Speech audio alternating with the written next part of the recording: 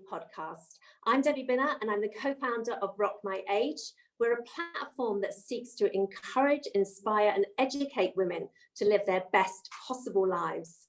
Now, it's a great subject for us today because Erica and I spend our days coaching women on impact, presence and authority in the workplace, and hearing from our community that this is not always a straightforward issue to show up at work as our best possible selves, to influence and to really fulfill our potential for ourselves and for our companies. So I'm absolutely delighted today to be joined by Gill Whitty Collins. She was a senior vice president at one of the largest global consumer companies, P&G. And she has written a book called Why Men Win at Work. Gill, welcome. Thank you so much. Fantastic to be talking with you. Great. So tell us, first of all, a provocative title. What's behind the title? Why that title? You know, it's funny. Everyone says it's provocative, but actually, if you think about it, it isn't really, is it? Because it's true. I mean, if we face reality, men are winning at work. 7% of CEOs globally are women, so that makes 93% men. 93.7. I think that's winning. And women are only 9% of heads of state, and so in many ways, it's not provocative. Really, it's just a statement. That men are winning at work, and the book tries to really understand why that happens, because I think that's what's interesting is, beneath the data, beneath all those facts, why is it really happening? What's the psychology? What's all that invisible stuff? And then obviously there's the irony of the title, which is when you really, really look at it, men aren't really winning at work at all, because yes. Men will tell you, actually there are enormous downsides from being a man, including missing out on doing an enormous amount of stuff at home and with the family. So yeah, when I thought of the title, I thought, oh yeah, that's it. That's the title right there. No, it's interesting, Jill, because I come from the media where actually I hadn't experienced, until I started to work with corporates, I hadn't experienced this as much. And for me, actually, it was a surprise. And when you look at the data, you look at the McKinsey report that came out that says it's very clear that there's a correlation between good diversity and inclusion on boards and profitability. There's loads of other thought papers that are saying that, it really matters, this stuff. It really matters if you want to be successful. So I was actually quite surprised by your title, because I was thinking, actually, are they? And then you have this great quote about there's more people called Dave and John on senior companies than actual women. And this is quite a revelation, I think. So yeah, tell us some of the thinking behind, because you went out, you researched this, you looked at this top 7% of super women, you talked to them, you tried to understand what it was that they were doing, that they were actually able to kind of cut through. What was it about them? So tell us about that. Tell us about your experience talking to people. Yeah, and I mean, you're absolutely right, by the way. For me too, I didn't realise for a very long time how big the issue was. I also, the experience that I had of a very good company, marketing department, quite female, male balanced. I also didn't really encounter it for a very long time. And when I did, and I started being fascinated by it actually, and looking into all of the research and all of the data. And I remember initially, like you, being really, really surprised by, oh my goodness, this is actually a really major issue. But yeah, I did many things to try to understand it. But one of the things absolutely that I did was I thought, hey, let's talk to the women who do win at work, because, okay, it's only 7% of CEOs are women, and there are more called Dave, but there are 7%. It's not zero. So who are these women, and what is, because these women, they must have experienced the same barriers as all women have, and they have, by the way. So what's different about them? How have they been able to overcome them and really get to those top levels? And they were fascinating to talk to. I mean, amazing women. And they had a lot of things in common. Obviously, they're very, very different people, lots in common. But I think probably one of the biggest things that I found most impressive, you know, not their intelligence. They're very intelligent. I wouldn't say they're any more intelligent than many other women, you know, that I know who have not made it to such heights. What was incredible about them was their self-awareness. They had this amazing awareness from a very young age and an early stage in their career, of themselves. They knew themselves, they knew their own strengths, they knew what they were good at, they stayed away from the rest, they weren't interested in it. They knew from a really early stage that it was their strengths, their unique talents, their unique combination of strengths that would make them successful. And they basically knew that they needed to find a culture where they could bring those strengths and they were valued and leveraged. And if they found that culture, they stuck in it. They were like, I am staying right here. And when they found themselves in a culture where their strengths and their way of being wasn't valued, they got out. They said, okay, this is not the place for me. I'm going to take my talents somewhere else. And I just think that it took me much, much later in life to get to that point. I admire them enormously for just having that awareness and that courage just so young. I think that's one of the biggest things that set them apart for me. So that environment, that where you are, so because it's interesting, I was talking to a very senior woman this morning, and she was saying about you cannot just, as one person, you cannot just change to say I'm not being treated fairly. It has to be a systemic thing. It has to be a culture that supports women to be able to show up properly. Would you agree with that? Or I totally agree with that, and I would go even further and say it's not just about not being one person. If you have a dominant culture, only the people who are part of the dominant culture can change it. If you're not part of that dominant culture, you cannot change it, and frankly you can waste a lot of time and energy trying to change it. So if you're a woman in a truly male dominant culture and the men there don't get that that's a bad thing and are not working to change it and to frankly change it by making it a more balanced culture, you've got no chance. Only the dominant group can make the change in the end. And that's why having men on board with this whole issue and this whole challenge and this whole opportunity is so important. They're running the world. If they don't buy into changing it, it is not going to change. Now, there's some really interesting things you do say about, because I know we talk to women a lot who they don't have a choice at the moment. They have to stay somewhere. And so part of our coaching experience is, how do you make that work for you whilst you hopefully plan a different an exit route somewhere else. But there are things that you came up with which I think were really good, and you talked about the not playing the victim, which and I know that sounds quite brutal, doesn't it? But how, and I know that from my experience of workplace, that it is actually really difficult because, and you talk about that bit about sitting in a meeting fuming, and I've been there myself, kind of thinking somebody has just stolen my ideas, they're talking over me, actually one incident I had was somebody was reframing what I was saying to explain what I was saying. So you're absolutely furious, and so you are so tied because you can't be aggressive because people don't want you to be aggressive. You can't play the victim because that's not good.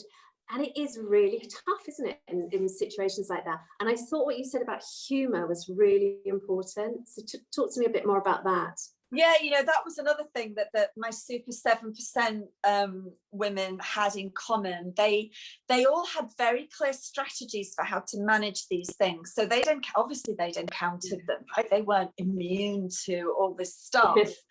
But they had strategies for it. They had strategies for managing men when they do the things that we don't like them doing. And you know, men do many amazing things, but they do sometimes do these things, particularly in meetings, and they all had strategies for that. And one of them that they all shared was humor. It was, you know, rather than reacting the way we want to react, which is because we're angry and we're frustrated, we're livid, and we want to defend ourselves, which, you know, never shows up well in any argument, does it? Whatever gender's at stake. They would use humor. So they would basically, you know, address what needed to be addressed, but just do it with that lightness of touch. And by the way, many of them learnt that from playing sport as young girls and women. So that's another thing. A lot of them learnt that locker room banter, you know, just how to stand up for yourself and defend yourself in a constructive way, and how important human banter is to that. So yeah, they would use humor. And I think what's amazing about humor is it shows you're relaxed, doesn't it? You can only really be funny if you're relaxed. Yes, you can't. But if somebody's saying something light-hearted, you just instinctively you feel that they're relaxed and they're confident, because they couldn't do that if they weren't. And that in itself diffuses a situation, because it's like, okay, if we're bantering about something in a relaxed way, we're both confident, we're both equals. Very, very different from having quite a defensive and antagonistic discussion about something. But you know, I'm not under it. It's so difficult to do, because when that happens to you, you know, we've all said the let me finish, I've not finished my point. I mean, we've all done it. It's not necessarily the most constructive way to handle it. I think we can learn better ways. Having said that, the issue is it shouldn't be happening in the first place, because women should be given as much space to speak and as much respect as men. That's what we need to deal with. But these women accept that, for now, we don't live in an equal world, so we need some strategies to manage it. I think they're pretty savvy about that. So what I thought was very interesting is that you were saying about that there are kind of two, that actually outright kind of sexism is much easier because you can call it out quite quickly, but it is this kind of these almost like these microaggressions underneath that are much more nuanced, and how quickly somebody can be kind of frozen out of that senior kind of decision-making team. What's your advice on that, of how to deal with that? Because that's a lot more subtle, isn't it? Yeah, and it's true. It can be that overt sexism is easier to deal with. Everyone can see it, and most good, decent people will not accept it. The problem, though, is that because everybody now pretty much knows that they can't get away with that stuff anymore, a lot of it goes underground and still gets said behind the backs and, you know, in the men's room. And I know that because I have men who've told me. But also, as you say, there's this whole different level of issue, which is the good, decent men who are really not what we'd class as sexist, but they still are doing invisible and unconscious and unintended things that are creating those barriers. The only real way to address this is awareness. The place we have to start is with awareness that this is an issue, awareness that it is an opportunity, because the world is not equal, and it would be a better world if it was. And by the way, businesses would be stronger if it was. And it's pretty and the data doesn't it? And I think, you know, having men really get to the point of, okay, I understand it, instead of constantly, you know, questioning whether or not it's a real problem and picking apart everything that any woman ever raises. I'm going to embrace it as it's an issue. It's important. We'd all be better off if it wasn't an issue, and actually really understanding and being aware of, okay, I didn't mean to do any of those things. I didn't even know I was doing any of those things, but I now understand that I am unconsciously part of the problem. And that just raising of that awareness, it does make a difference, because, you know, every time you flag to a man, you know, I know men now who are hyper aware of meetings and not interrupting in meetings, and they actually have, you know, an aversion to it when they see it.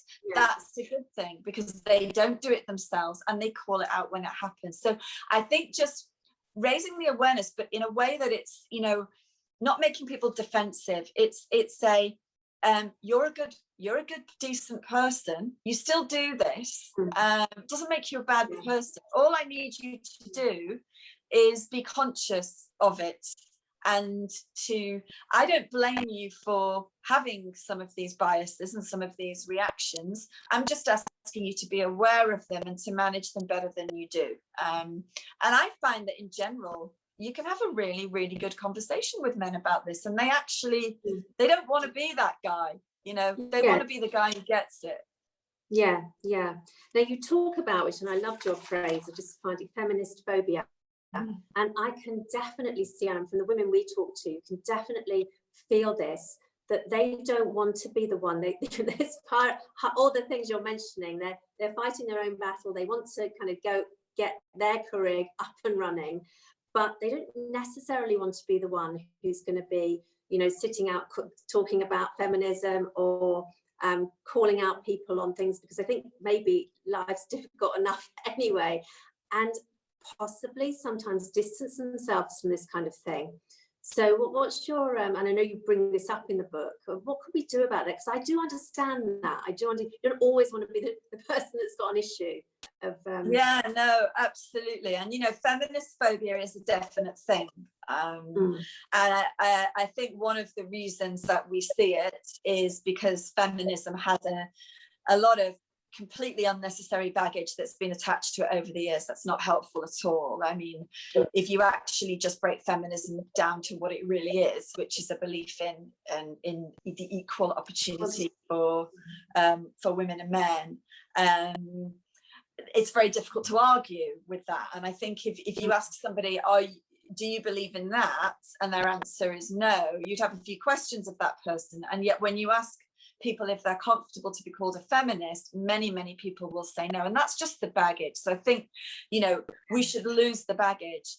But I think there are other things that are happening, as you're saying. I think very, very subtly over time, women in their careers really pick up the message that if they're being pretty successful, in order to continue to be successful, it may be smart to steer clear of being a real champion of feminism, women, or gender equality. A lot of women very much, you know, are encouraged to be one of the lads. And, you know, I personally was told by a very, very senior leader, Gill, and at this point I was a senior vice president. So I was at that stage in my career thinking that I was senior enough that I could help drive the gender equality issue. I was told, Gill, you should steer away from the women's stuff because it doesn't look good on you. It doesn't look good for you. Now, of course, I didn't steer clear of it, but like you, I understand when women are being given these very subtle messages that, hey, you're doing really well, you know, why rock the boat and you know, raise all this stuff and draw attention to yourself as part of the problem. You can understand why many women do steer clear of that.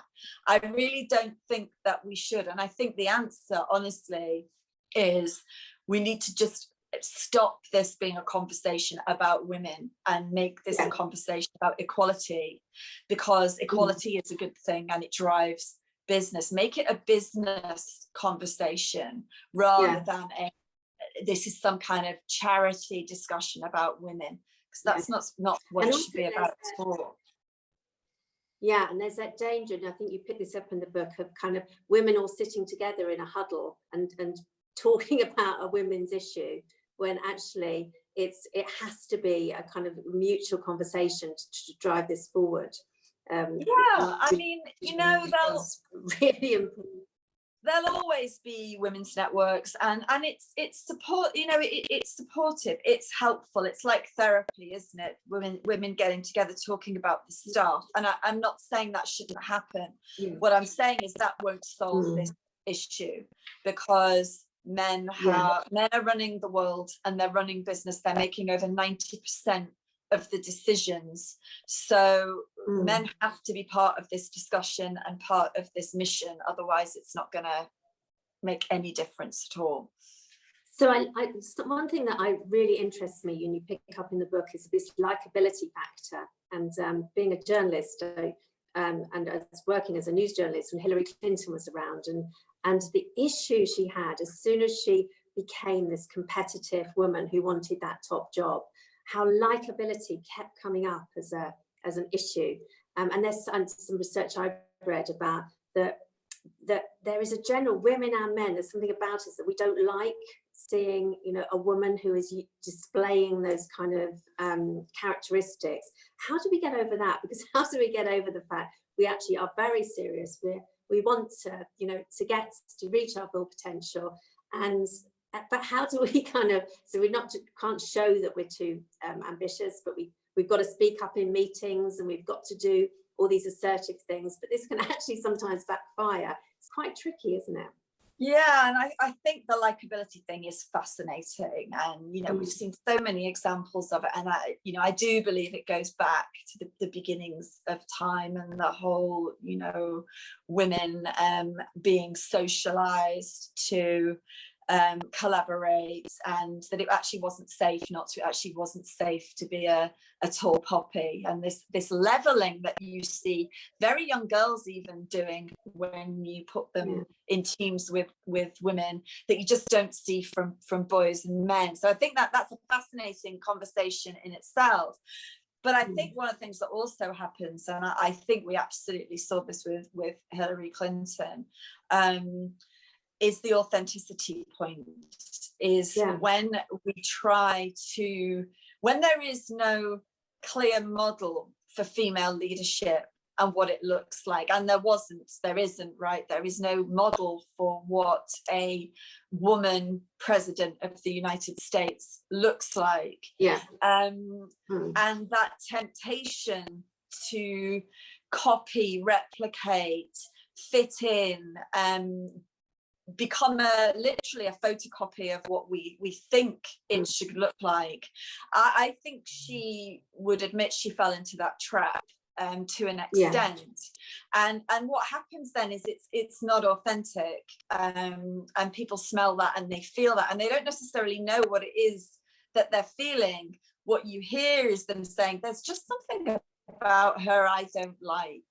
And I actually think that's not that there's something about her they don't like. What they don't like is there's something about the way she's not quite being authentic that I don't like. So I think one of the biggest things that we have to do is just get to the point where we are so used to seeing women in leadership positions, and being strong and speaking strongly, and not necessarily behaving in a way that we've been socialized to believe we should behave, which, by the way, is perpetuated by the media and perpetuated by film and TV, the way we see women from a very young age versus the way we see men. We need to break out of that and get to a point where I hope that one day there'll be a generation that just accepts the same behavior and the same type of speech from men and women. And we know that is not the case today. We know that today a woman can say, do, even write identically, something identical to a man, but be perceived way more negatively, while he's even perceived positively. And that's purely because of what we're conditioned to expect, and the only way we'll change that is by changing what we see. That's why I cheer and clap every time you see a woman get into one of those top positions, because there is a case of, if we see it, Yes, we can be it, but also we'll start to accept it and expect it. So Jill, do you see, because I mean, I do some work in your world, your old world, or the world you're working now, and I have been really impressed by some women coming through now who are kind of really embodying this kind of authentic servant leadership, a humble leadership. I listened to somebody, I think it was the head of Ocado the other day, and just seemed to be a new breed of women, and it kind of made me feel a bit more enthusiastic about everything. Can you see this coming through? Can you see the changes?